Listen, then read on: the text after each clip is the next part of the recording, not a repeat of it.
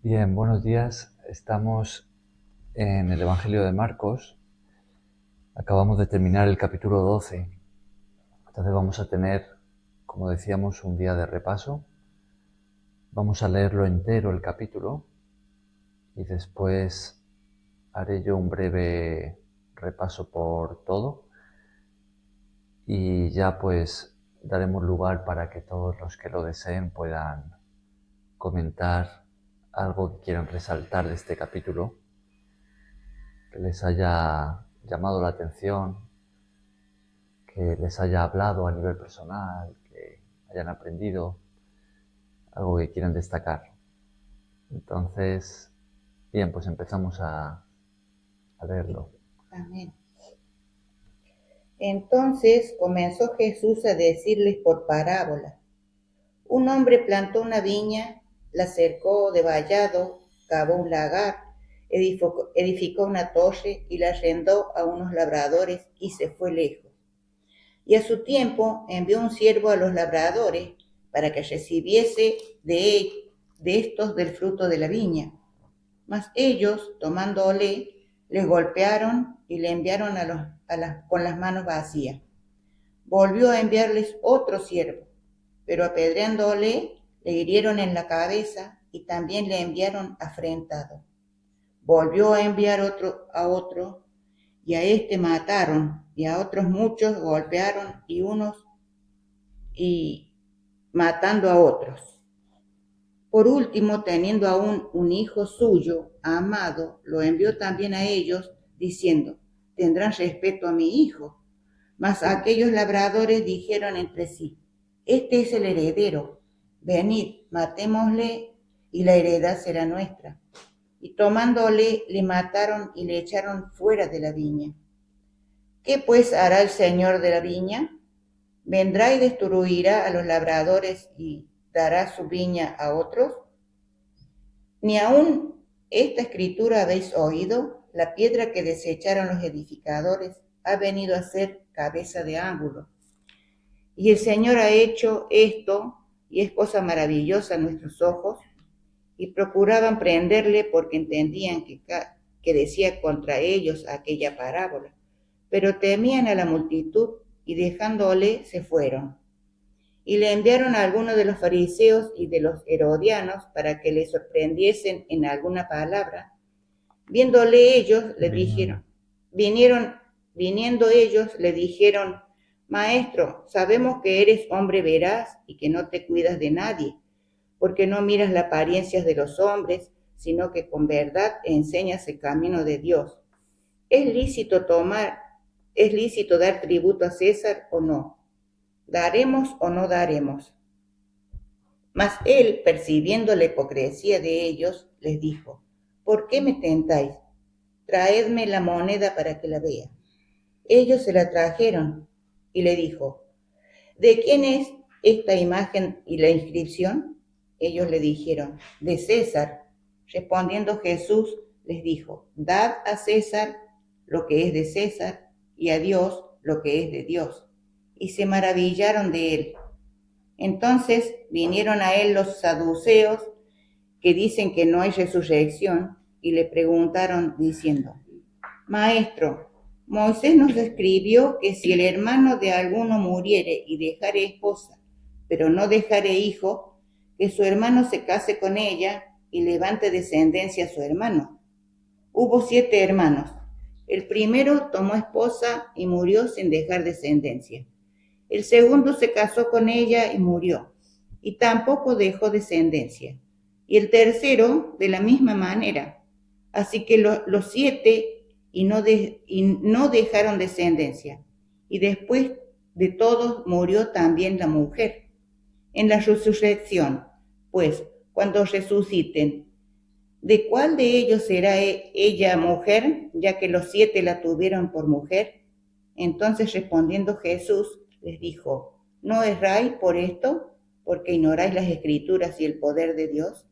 Porque cuando resuciten de los muertos, no se casarán ni se darán en casamiento, sino serán como los ángeles que están en los cielos. Pero respecto a los muertos, resucitarán. Respecto a que los muertos... respecto a que los muertos resucitan, ¿no habéis leído en el libro de Moisés cómo le habló Dios en la zarza, diciendo, yo soy el Dios de Abraham, el Dios de Isaac y el Dios de Jacob? Dios no es Dios de muertos, sino Dios de vivos. Así que vosotros mucho erráis. Gracias, Hilda. Acercándose uno de los escribas que les decía que le había oído disputar y sabía que les había respondido bien, les preguntó, ¿cuál es el primer mandamiento de todos? Jesús les respondió, el primer mandamiento de todos es, oye Israel, el Señor nuestro Dios, el Señor uno es, y amarás al Señor tu Dios con todo tu corazón y con toda tu alma y con toda tu mente y con todas tus fuerzas. Este es el principal mandamiento. Y el segundo es semejante, amarás a tu prójimo como a ti mismo. No hay otro mandamiento mayor que estos. Entonces el escriba le dijo, bien, maestro, verdad has dicho, que uno es Dios y no hay otro fuera de él, y el amarle con todo el corazón y con todo el entendimiento, con toda el alma y con todas las fuerzas, y amar al prójimo como a uno mismo, es más que todos los holocaustos y sacrificios. Jesús entonces, viendo que había respondido sabiamente, le dijo, no estás lejos del reino de Dios, y ya ninguno osaba preguntarle. Enseñando Jesús en el templo, decía, como dicen los escribas que el Cristo es hijo de David, porque el mismo David dijo que el Espíritu Santo, por el Espíritu Santo dijo, el Señor a mi Señor, siéntate a mi diestra, hasta que ponga a tus enemigos por estrado de tus pies. David mismo le llamaba Señor, como pues es su hijo, y gran multitud del pueblo le oía de buena gana. Y le decía en su doctrina, guardaos de los escribas, que gustan de andar con largas ropas y aman las salutaciones en las plazas, y las primeras sillas en las sinagogas, y los primeros asientos en las cenas, que devoran las casas de las viudas, y por pretexto hacen largas oraciones. Estos recibirán mayor condenación. Estando Jesús sentado delante del arca de la ofrenda, miraba cómo el pueblo echaba dinero en el arca, y muchos ricos echaban mucho. Y vino una viuda pobre y echó 2 blancas, o sea, 1 cuadrante. Entonces, llamando a sus discípulos, les dijo, de cierto os digo que esta viuda pobre echó más que todo lo que han echado en el arca, porque todos han echado de lo que les sobra, pero esta de su pobreza echó todo lo que tenía, todo su sustento. Muy bien. Gracias, Hilda y Nancy. Bien, pues este ha sido el capítulo 12 que hemos estado en los días anteriores leyendo y comentando y estudiando. Y bueno, decíamos que aquí tenemos una especie de debate público en el que Jesús en el mismo templo está pues delante de la multitud y se le acercan fariseos, saduceos, escribas de las autoridades judías, de las personas influyentes allí en Israel, para hacerle preguntas complicadas y entablar este intercambio con la intención de dejarle mal, de desacreditarlo, de que diga alguna cosa que lo comprometa públicamente, que lo puedan denunciar ante las autoridades romanas, porque son los enemigos de Jesús, ¿no? Aquellos que querían pues que Jesús no estuviera y están buscando la forma de quitárselo, ¿no? de matarle. Y eso es lo que tenemos aquí.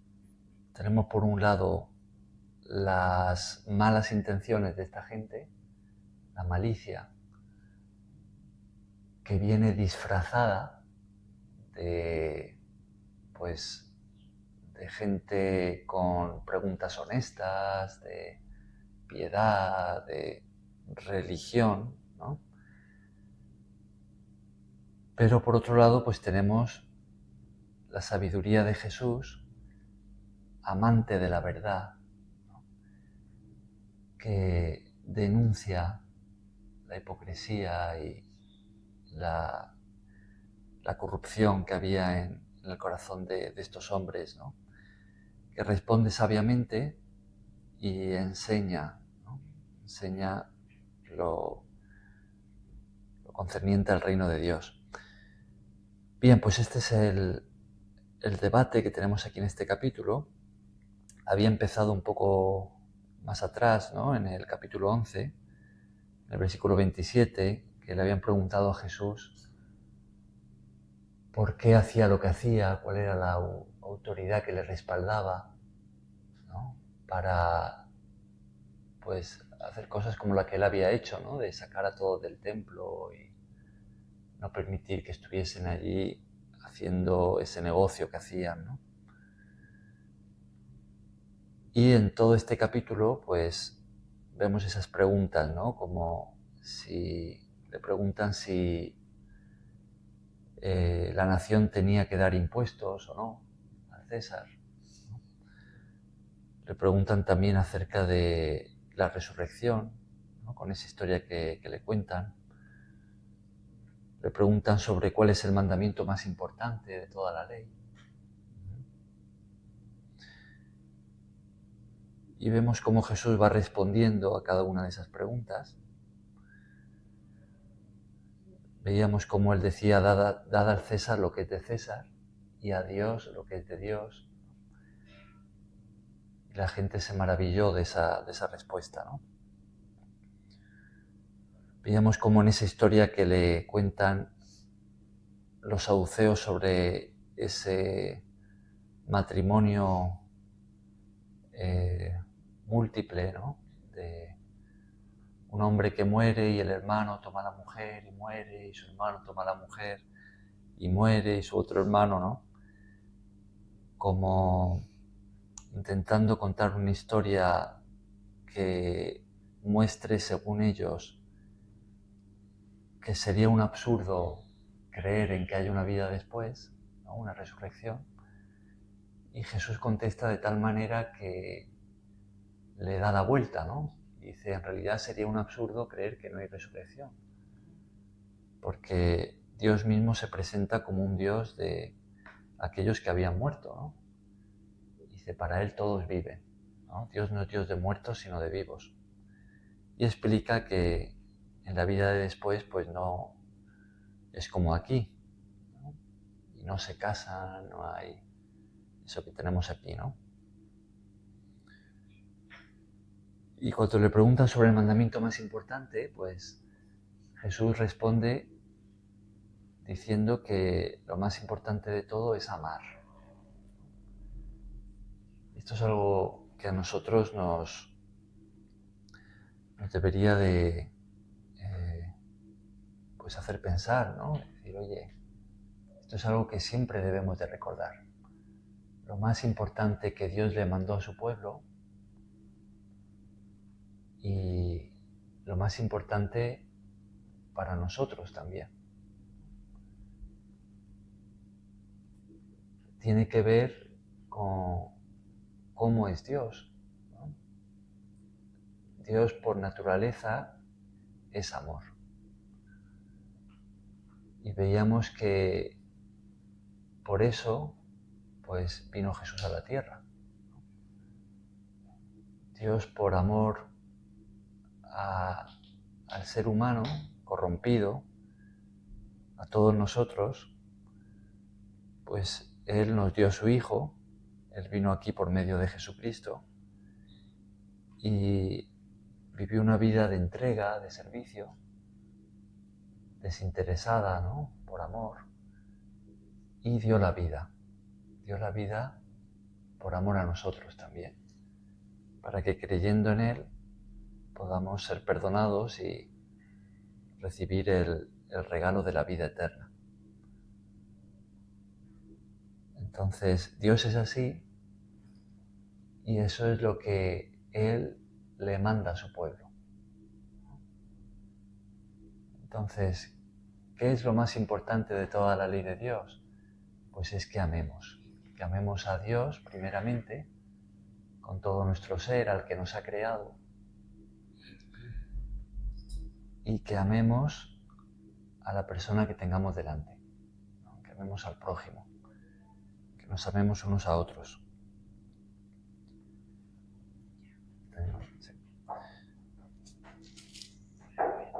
Bien, y luego tenemos pues las preguntas que Jesús hace, como esta de quién es hijo el Mesías, el Cristo, ¿no? Veíamos aquí que Jesús confirma la inspiración divina de la palabra de Dios. Y también que Él mostraba aquí que el Mesías tan esperado, el Rey prometido, pues era muy superior al Rey mayor que había tenido Israel, ¿no? A David.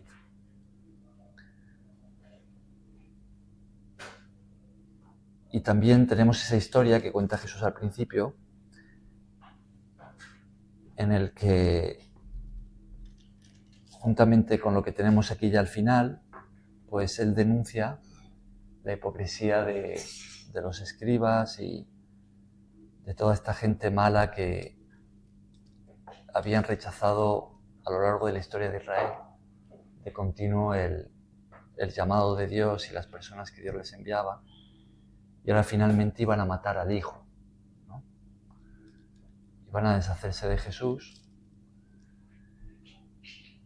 y lo iban a llevar a la cruz. Pero ese era precisamente el plan de Dios, lo sabemos, ¿no?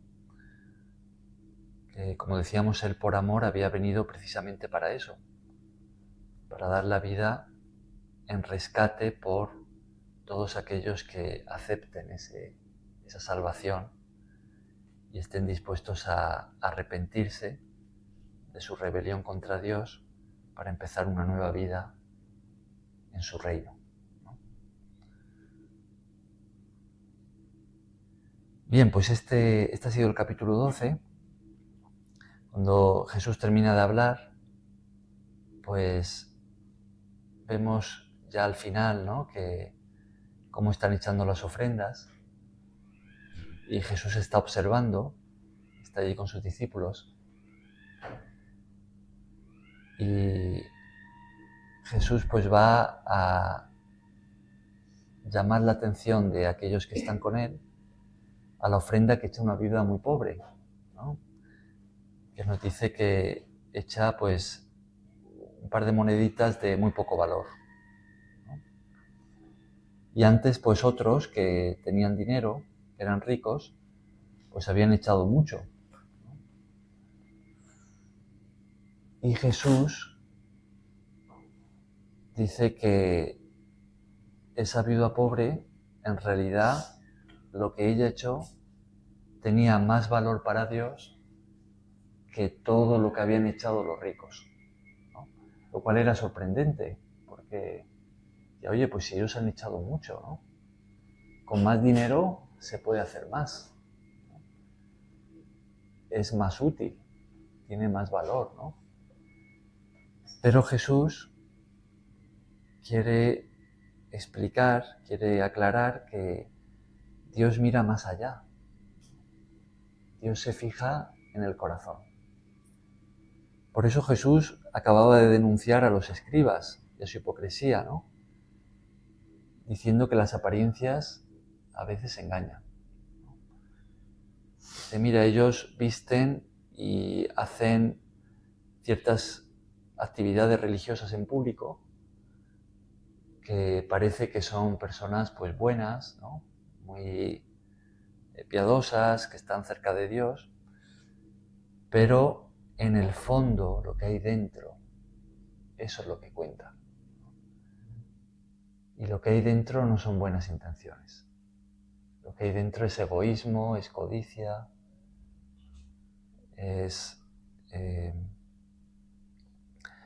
aferrarse al poder a toda costa. No es que realmente deseen agradar a Dios y estén dispuestos a sacrificarse ellos por el bien de los demás, que hagan todo eso por amor, que estén dispuestos a desprenderse de lo suyo para ayudar a los necesitados. Eso no es lo que hay en su corazón. Por eso Jesús denuncia esa hipocresía. Y aquí tenemos lo mismo con la viuda. Jesús dice que Dios se fija en lo que hay dentro. ¿Cuáles son las verdaderas intenciones? ¿No? ¿Qué es lo que hay en el corazón? Y los ricos echaban mucho dinero, pero echaban de lo que les sobraba. Esto me sobra, no lo necesito, pues esto voy a echar, ¿no? Pero la viuda pobre echó todo lo que tenía. Ella se entregó por completo, ¿no? Dijo, todo lo que tengo se lo voy a ofrendar a Dios, ¿no? Y esto es lo que llamó tanto la atención de Jesús. Y es lo que Jesús va a alabar, ¿no? Dice, esta viuda pobre ha echado más que todos, porque todos han echado de lo que les sobra, pero esta de su pobreza echó todo lo que tenía, ¿no? Todo su sustento. Entonces, el día anterior decíamos que Dios es digno de lo mejor, ¿no? Si amamos a Dios, debemos honrarle. Como parte de su pueblo, como sus discípulos, pues nuestra actitud debería de ser siempre la de darle lo mejor. Dios va primero. Por eso también Jesús lo dijo así, en respuesta a cuál es el mandamiento más importante. Dijo, primero amar a Dios, primero. ¿De qué manera? Con todo nuestro ser, por encima de todo. Después, segundo, que es semejante, amar al prójimo como a uno mismo. Entonces, eso es honrar a Dios cuando lo ponemos a Él primero, cuando le damos a Él lo mejor que tenemos, cuando le servimos con nuestra mejor actitud. Decimos, vamos a hacerlo lo mejor que podamos porque lo estamos haciendo para Dios. Esa actitud, más allá de que tropecemos, fallemos, ¿no? Nos equivoquemos, pero cuando tenemos esa actitud de vamos a hacerlo lo mejor porque lo estamos haciendo para Él, pues eso es honrar al Señor. Y esa es la actitud que a Él le agrada, ¿no? Bien, pues este ha sido el repaso del capítulo 12. Ahora damos lugar para que todos los que queráis comentar algo, voluntariamente, y si no, pues yo voy mencionando, pues, podéis hacerlo, ¿no? ¿Qué os gustaría destacar de este capítulo? Yo quería preguntar, cuando Jesús dice que soy el Dios de los vivos, no de los muertos, ¿eh? Habla de la resurrección posterior.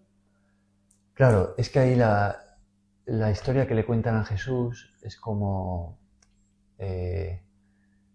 intentando demostrar por medio de esa historia que no puede haber una resurrección, una vida de después, ¿no? De los que ya han muerto, porque dice, entonces, claro, no tendría sentido esto del matrimonio, ¿no? Que esa historia que le cuentan, ¿no? Entonces, claro, Jesús por un lado les explica que en la resurrección el matrimonio no es así como es aquí, no se casan, no se dan en casamiento, entonces esa historia no tiene sentido como para descartar la resurrección, pero por otro, yendo a las Escrituras, ¿no?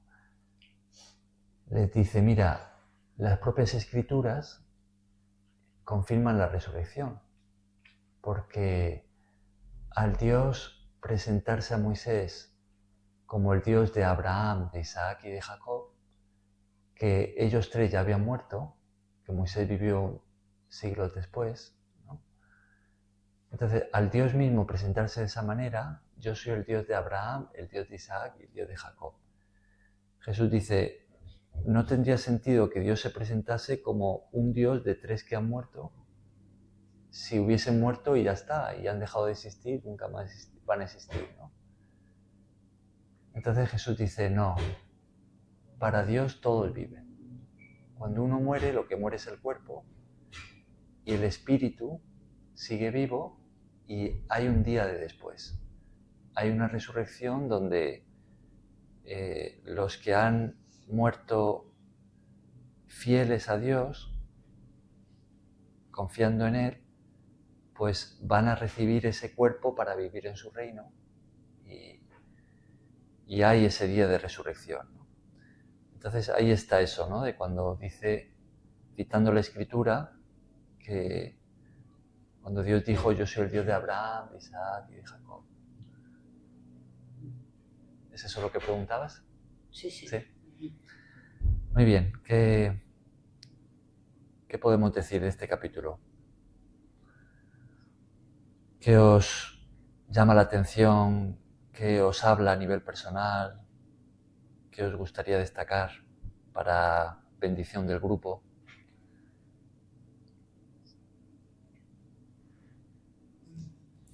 A mí me llama mucho la atención, es el primer mandamiento que Dios nos da, que nos dice, oye, es como para que prestemos atención de lo que el Señor quiere que nosotros hagamos. Y dice el Señor, nuestro Dios, el Señor uno es. Y dice, amarás al Señor tu Dios con todo tu corazón, con toda tu alma, con toda tu mente y con toda tu fuerza. Este es el principal mandamiento. Qué grande sería que nosotros podamos hacer esto, ¿no? Tener toda la voluntad que Dios nos ha dado para poder amarle. Y poder dejar todas las otras cosas para el segundo plano, sino ponerlo a Él en primer lugar. Porque si Él nos manda a hacer esto, es porque Él nos va a dar una grande bendición cuando nosotros le servimos de corazón. Él conoce los corazones y sabe realmente cómo estamos nosotros sirviendo al Señor, si lo estamos haciendo de corazón o lo estamos haciendo de acuerdo a nuestra propia carne, porque nosotros somos carnales, ¿no? Y a mí me gusta de poder llegar a entender bien esto, como el Señor nos manda, y hacerlo así como Él nos dice. Para poder sentir, ahí me sentiría realmente bien, porque es como que me falta todavía de dejar todo lo que uno siente en su corazón, lo demás, lo que no va, es las cosas vanas, y poder ser que se llene mi corazón de esto, de amarle al Señor de esa manera. Todos estamos creciendo, ¿no? En esto, ¿no? En amar a Dios y al prójimo, ¿no? Qué buen detalle también ese que mencionas, ¿no? Que lo primero que Dios dijo, antes de amarás al Señor tu Dios con todo tu ser, es oye, ¿no? Es prestar atención, ¿no? Presta atención. Muy bien. ¿Quién más? ¿Quién más le gustaría destacar algo? Acá vemos los personajes, los escribas, que como el Señor los veía, ¿no? Que decía que le gustaba las apariencias de andar con largas ropas, que le gustaba saludar, que le saluden los primeros asientos, y que dice que devoraban las casas las viudas. Entonces, bueno, el Señor los conocía a todos, sabía qué es lo que había en el corazón de cada uno de ellos, pero cuando se puso a hablar con uno, ese escriba realmente parece que sabía bien quién era el Señor y qué es lo que tenía que hacer, ¿no? De amar al Señor con todo su corazón. Y entonces como el Señor le dice, a ver si encuentro el versículo, El 34. 34. Claro, y que Jesús dijo, viendo que había respondido sabiamente, le dijo, no estás lejos del reino de Dios. No, y también que él le dijo de que había que amar al Señor y al prójimo, que todo valía más que los holocaustos y los sacrificios.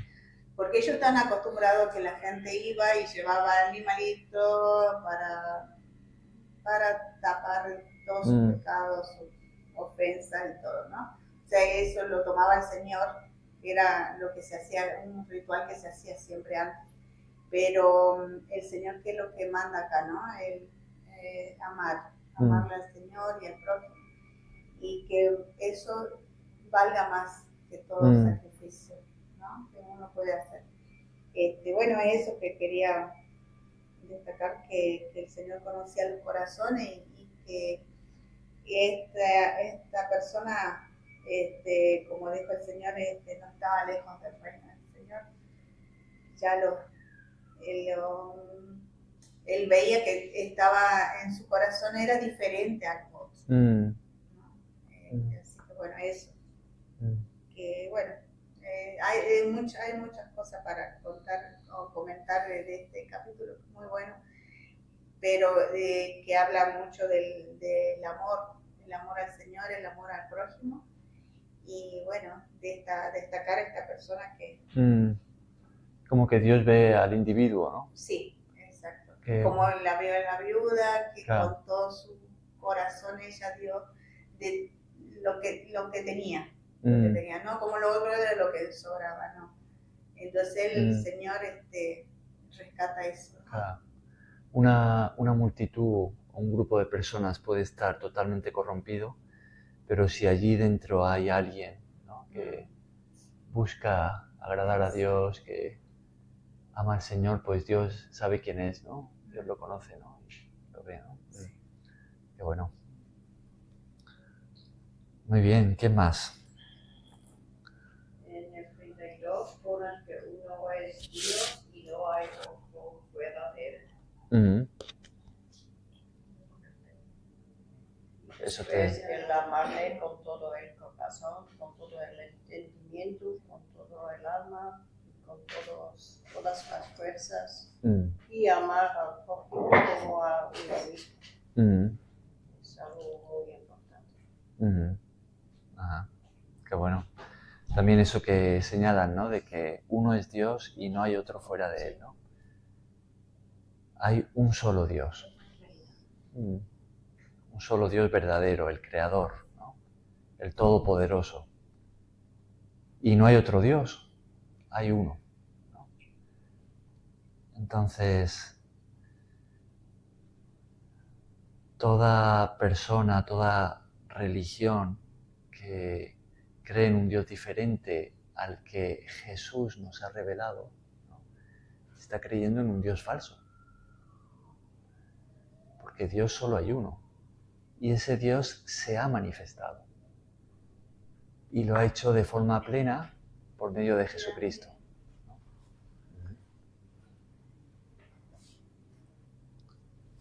Bien, ¿quién más? ¿Quién más destaca algo?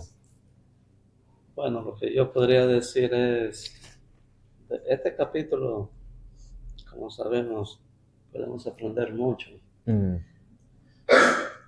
Pero lo que a mí siempre es interesante este versículo, este capítulo, es el versículo de la viuda, que pone las monedas.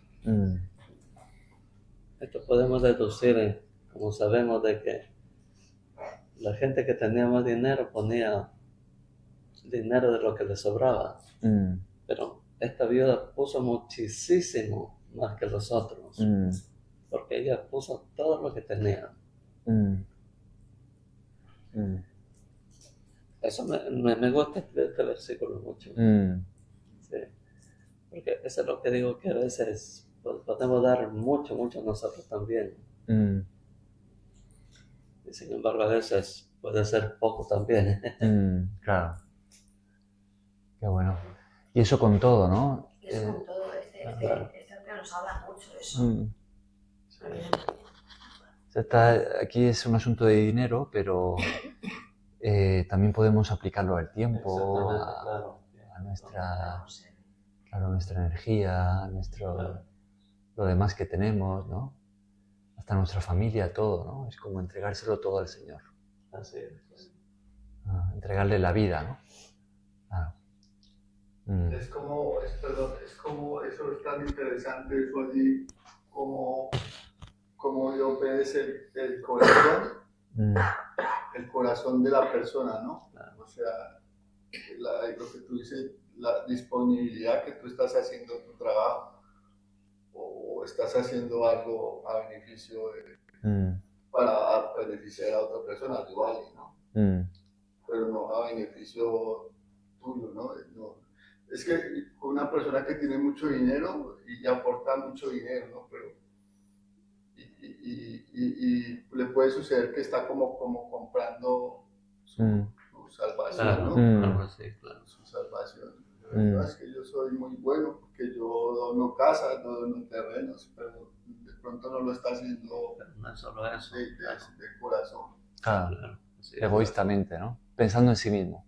Sí, claro, con esto... sea, no sé, ni yo sea el que tiene que, uno no lo puede ver, pero Dios no lo vas a engañar. Claro. Ya desde que viene claro. Eso sucede mucho. A veces denunciamos aquí lo que llamamos la teología de la prosperidad, ¿no? Que enseña mucho cómo ese intercambio, ¿no? Es como comprar la bendición de Dios. Como yo doy tanto para que Dios me dé tanto, ¿no? Entonces, claro, eso es un error porque entonces ya no es amor, es codicia, ¿no?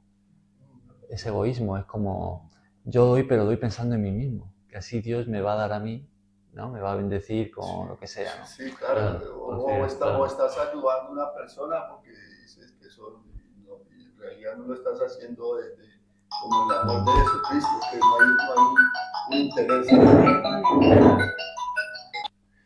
¿Qué decías, Eder? Sí, o sea, comentar así, o sea, uno aprende muchísimo de Jesús, ¿no? Pero también veo esa parte de los humanos, ¿no? Porque eso es muy triste que ellos tenían a Jesús al frente de ellos. Y sin embargo tenían todo era lo que saliera malo, humano, o sea, todas las preguntas que le hacen, se está claro que es para confundirlo.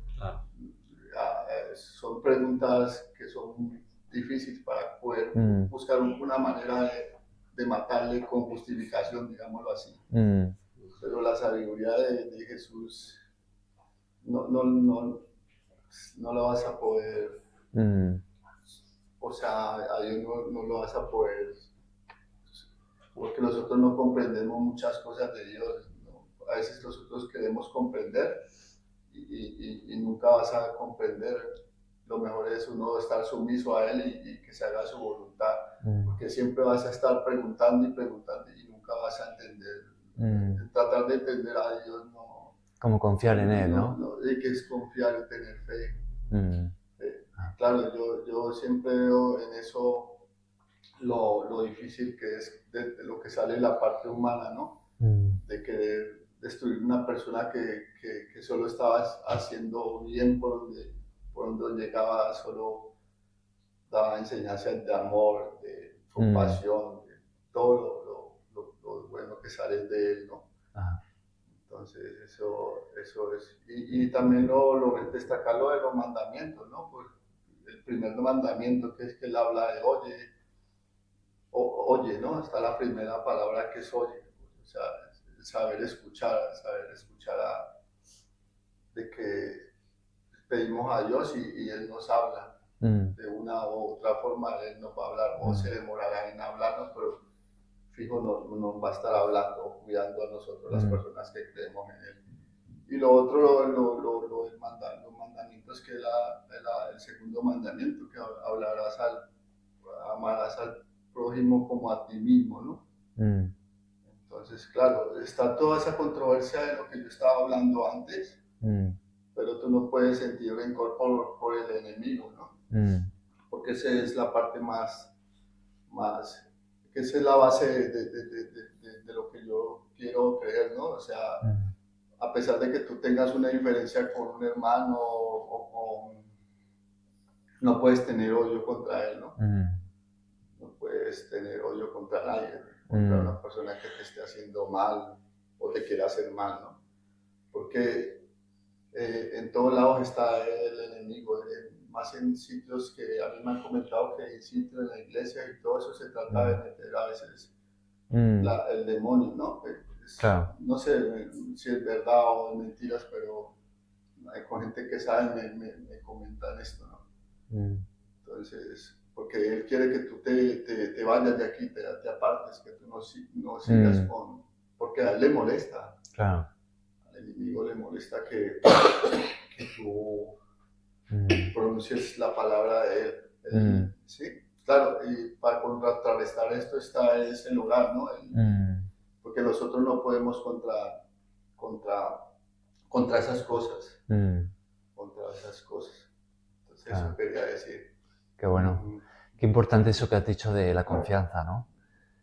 Jesús, por medio de su vida en la tierra, Él demostró con su carácter, ¿no?, que se puede confiar en Dios, ¿no?, que Dios es bueno, que Dios nos ama y que Él vela por nuestro bien, ¿no?, que lo que hay en su corazón, sus intenciones hacia nosotros son buenas, ¿no? Él nos creó y Él ha estado dispuesto a dar la vida para rescatarnos a nosotros, ¿no?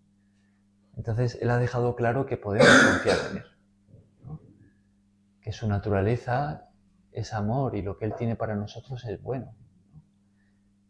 Entonces, incluso cuando no entendemos, cuando nos va mal, pasamos por circunstancias difíciles, sufrimos, aún así podemos, mirando a Jesús, saber que Dios es bueno y que Dios nos ama y que si Él ha dado la vida por nosotros, ¿qué es lo que no podamos recibir de Él, ¿no?, que necesitemos? Entonces, la vida de Jesús en la tierra, pues, demuestra que podemos confiar en Dios.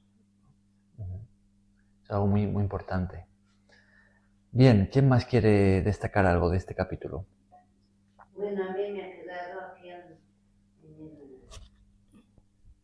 el versículo 27. Dios no es un Dios de muertos, sino Dios de vivos. Así que vosotros muchos erráis. Entonces, bueno, a mí me parece claro que somos humanos y erramos cuantas cosas. Más que sea que le conozcamos a Dios, pero aquí no solo nos habla de muerto o de vivo, sino aquí es que nosotros varias veces pensamos que toda la humanidad estamos vivos.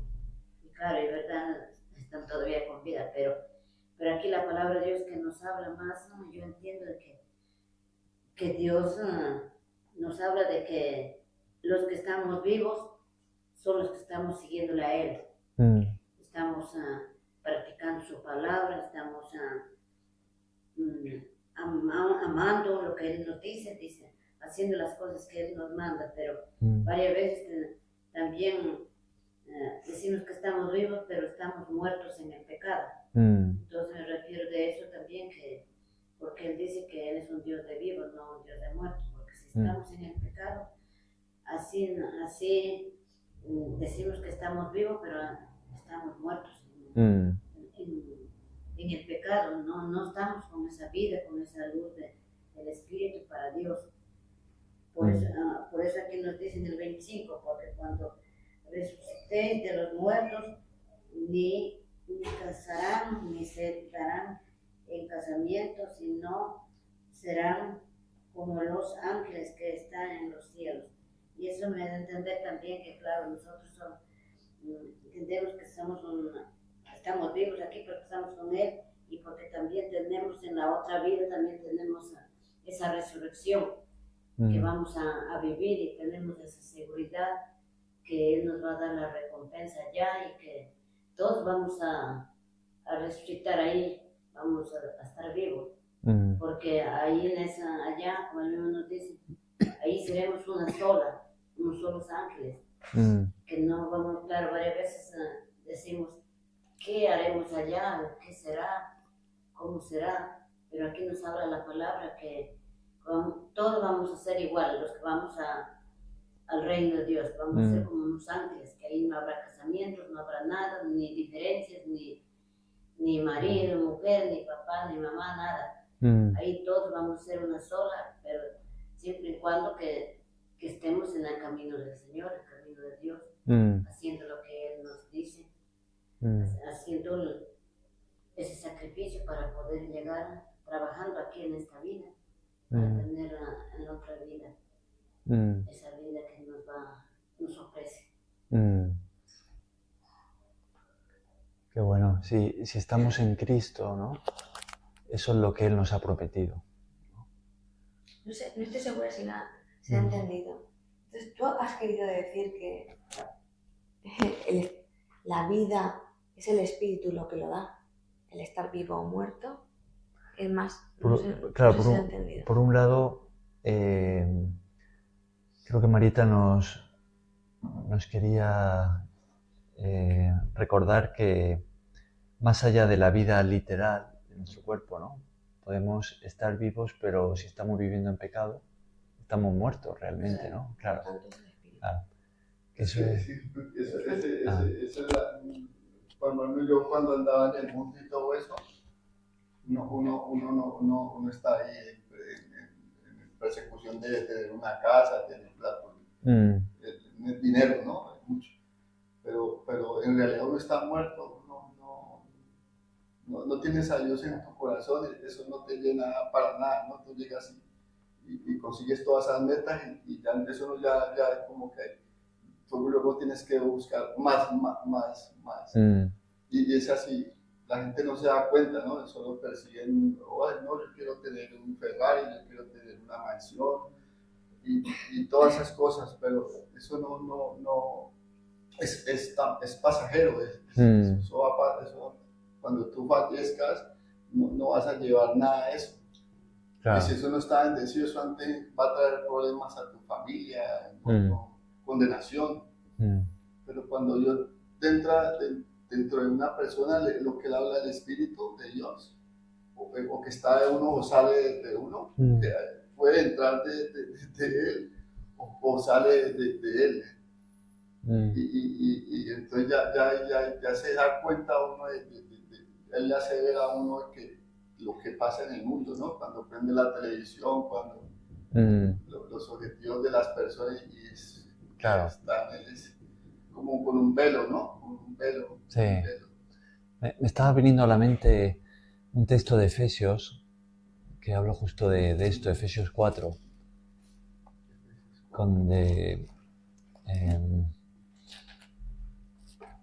fijaos, al principio de Efesios 4 leemos así, ¿no? No sé si la mayoría de las personas entendieron lo que yo hablo, ¿no? Los que están, sí, lo que está hablando Marieta, sí. Están muertos, la gente está muerta en vida. Mira, esto lo dice aquí, fijaos, Efesios 4, no, Efesios 2, perdón. Fijaos en los primeros versículos de Efesios 2. ¿Quieres leerlo tú, Cari? Gálatas y Efesios.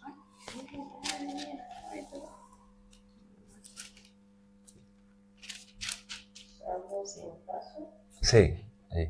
Y Él os dio vida a vosotros, cuando estabais muertos en vuestros delitos y pecados, en los cuales anduvisteis en otro tiempo, siguiendo la corriente de este mundo, conforme al príncipe de la potestad del aire, el espíritu que ahora opera en los hijos de desobediencia, entre los cuales también todos nosotros vivimos, en otro tiempo, en los deseos de nuestra carne, haciendo la voluntad de la carne y de los pensamientos, y éramos por naturaleza hijos de ira, lo mismo que los demás. Pero Dios, que es rico en misericordia, por su gran amor con que nos amó, aun estando nosotros muertos en pecados, nos dio vida juntamente con Cristo. Por gracia sois salvos. Vale, para ahí. Es la misma idea, ¿no? De fondo. Dice Pablo escribiéndole a la iglesia, ahí en Éfeso, que ellos habían conocido el Evangelio y se habían convertido, ¿no? Él les dice, vosotros antes estabais muertos en vuestros pecados, como todos, ¿no? Y lo que hacíais era, pues, vivir una vida totalmente carnal, siguiendo al que gobierna en este mundo, que es Satanás, ¿no? Y ibais rumbo a vuestra condenación. Eso es lo que está diciendo aquí, ¿no? Dice, pero Dios, por amor a vosotros, Él os rescató y os dio vida en Cristo, ¿no? Y fijaos en la palabra que dice, por gracia sois salvos. Esto es muy importante de tenerlo en cuenta, ¿no? Porque lo que nos lleva de la muerte a la vida, ¿no? Es la gracia de Dios, o sea, es su bondad, ¿no? Es su amor. No es que nosotros nos ganemos el cielo porque ahora, por medio de nuestro esfuerzo personal, seamos capaces de reformar nuestra vida y cambiar, y entonces nos ganamos el cielo. No es así. Es que Dios, por su amor, por su gracia, Él es el que, cuando nosotros respondemos a su llamado, respondemos al Evangelio, Él es el que nos da esa vida, ¿no? Esa vida en nosotros y produce ese cambio. Entonces sí, nuestra vida es transformada, ¿no? Y nos arrepentimos de esa vida de pecado para vivir una nueva vida en obediencia a Dios. Pero es Él, es por su gracia que recibimos esa vida en nosotros, ese perdón, y pasamos de la muerte a la vida. De estar muertos en pecados a vivir una nueva vida en Cristo.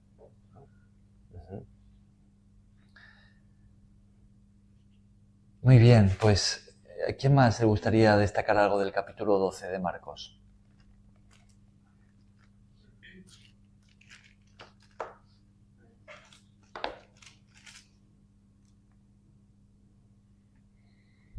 ¿Alguien de los que no ha hablado que le gustaría... ¿Hay algo aquí que os haya hablado a nivel personal, que os haya llamado la atención?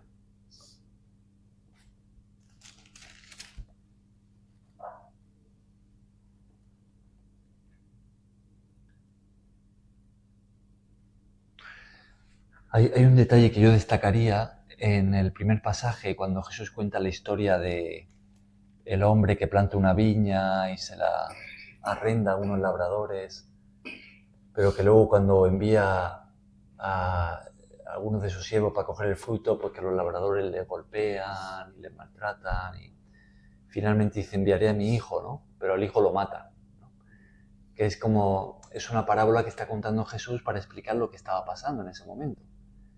Y que los dirigentes judíos pues habían rechazado a los que Dios había enviado, y finalmente a su propio hijo, al Hijo de Dios, ellos lo matarían, ¿no?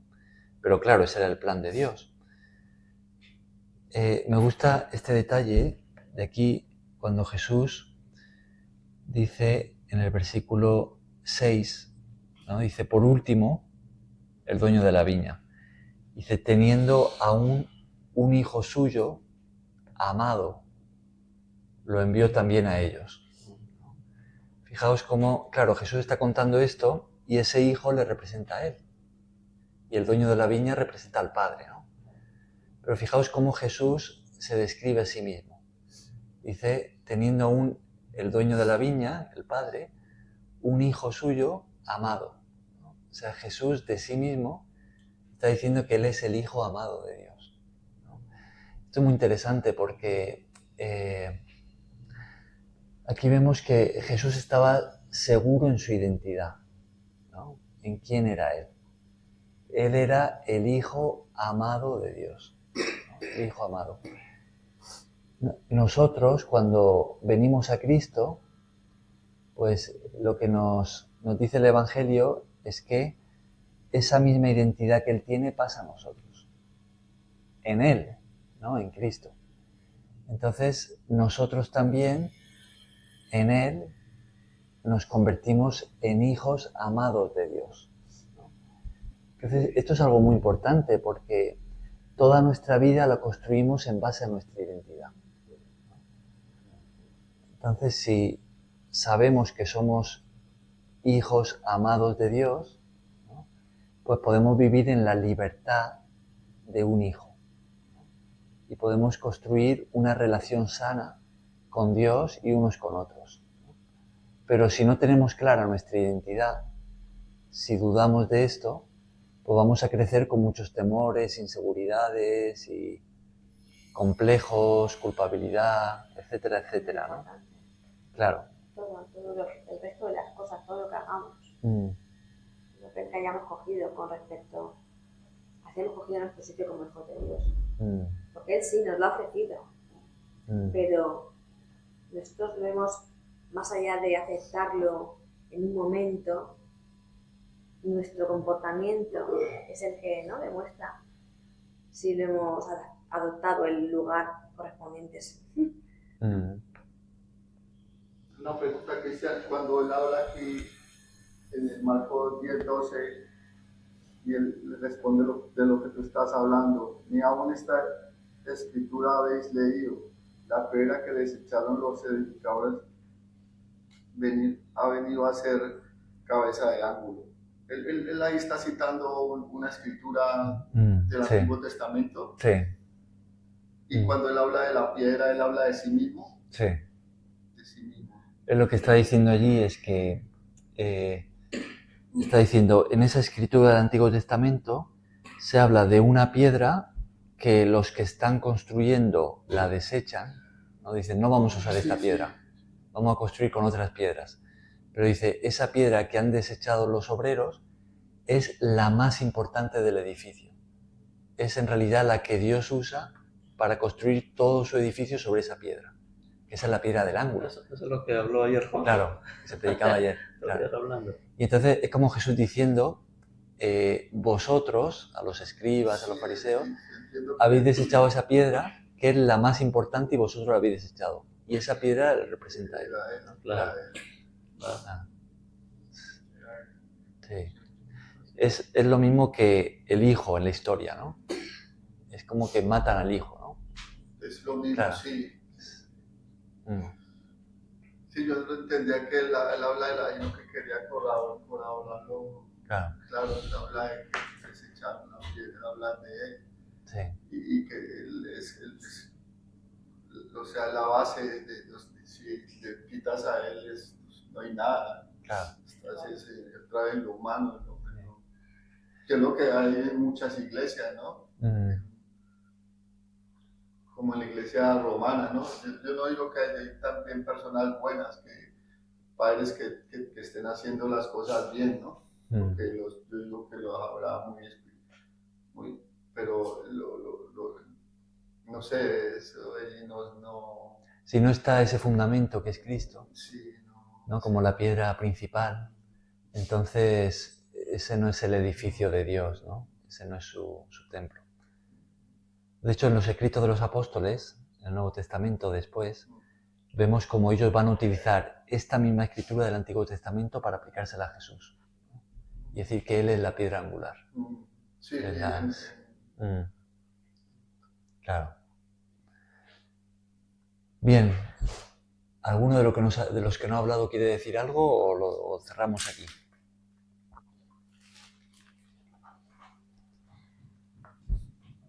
¿Lo dejamos aquí?